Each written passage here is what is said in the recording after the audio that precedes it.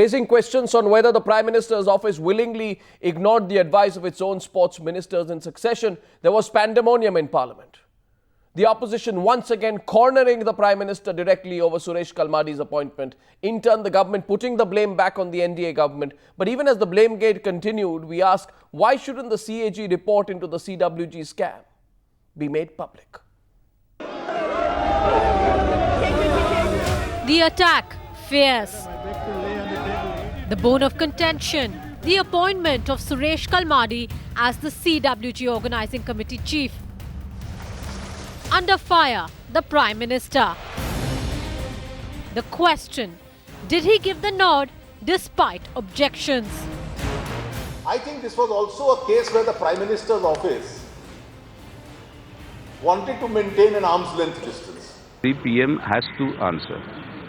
I mean, it is not our making, it is his own colleagues' making. The opposition scathing in its attack. After explosive details of the CAG report raised questions on whether the Prime Minister's office ignored crucial advice against Kalmadi by his own sports ministers. The present sports minister putting the onus back on the NDA.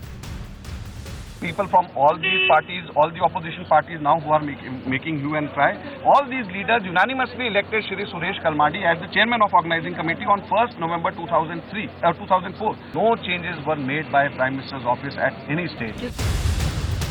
But as the government defends itself, sources have told Times Now, the most explosive part of the CAG report is yet to be made public. Reportedly also investigating unnatural delays in the Prime Minister's office clearing files that cost the Exchequer heavily. The Prime Minister's office may run down the CAG report, saying they are just an auditing body, not one to conduct a probe. But as the investigation reaches the PMO, the question is, should the CAG report into the CWG scam now be made public? And will tabling of the CWG scam report only increase the storm in Parliament? With Navika Kumar, Rupali Mehra for Times Now.